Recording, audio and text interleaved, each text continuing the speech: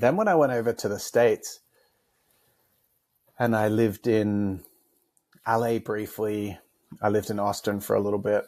And when I was living in Austin, I went over to a Sacred Sons men's work summit. It was like a 4-day event called Convergence. And I went to Portland, Oregon, and this beautiful coastal scouts camp with 333 men participating in this event and staying on this pine-laden coastal forest that was perched on a cliff. It was an incredible place. And while I was attending this men's work retreat, one of the leaders of the pod that I was in, let's say 25 people in the pod, and there were 3 or 4 leaders of that pod. One of the leaders of my pod group at this men's event was a posture expert, a movement expert. And he was talking about posture and movement and what does the physical body tell us about someone's psychology and emotional world. And it was beautiful, it was powerful. And at the same time, I had a participant or a peer in my pod that came up to me and asked for permission to give me a reflection. And I was like, I'm open to that, dude. What's up? And he said, the way you walk does not match who you are. You're walking like you are hiding from the world. And this is like 3 years ago or less. You're walking around like you're ashamed of who you are. And I was shocked because I don't watch myself when I walk. So I had no idea.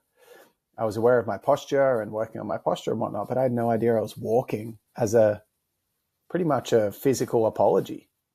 And he gave me that feedback and he said, try walking like this and I'll give you some feedback. And I walked with my shoulders back and he's like, you still look like you're not walking with confidence. And then I really opened my chest up and shoulders back, chest up, like really walking with confidence. And it felt so uncomfortable. I realized the gap between what my inner idea of what I looked like to the world and what I actually looked like was huge. And that was so confronting. I felt like I was saying, hey world, look at me, when I was just walking in actually a healthy, confident looking posture. I thought I was like Conor McGregor walking around, but no, it was just normal. But what I was actually normalized was walking around in a posture of shame and a posture of guardedness and fear. And that was a real wake-up call. I was like, whoa, I didn't realize that that's how I'm showing up with the way that I'm walking too. And so when I left that workshop, I hit up the man that, you know what? I actually hit up the leader from that group that was an expert in posture and movement and all those kind of things to get him on my podcast a few months later.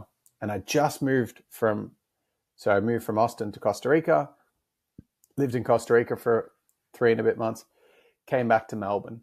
And when I got to Melbourne, pretty much a few days after I landed, I chatted with this leader, this expert in movement and posture.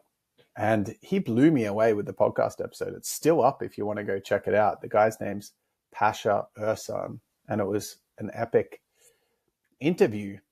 I definitely feel that if I interview him again, it could be a whole other realm of a conversation because I was chatting with him in complete ignorance of the modality that he was an expert in, whereas I've been doing that modality for 2 years now. So it'd be a whole other conversation if I chatted with him now. And I'm kind of going to give the equivalent of that in this podcast. So just listen to this first, and if you feel called, go check that out after. But when I was interviewing Pasha on this podcast, what he was saying was resonating so hard with me that I asked if we could have a sales call on the podcast, like finish the podcast, record, press stop on record.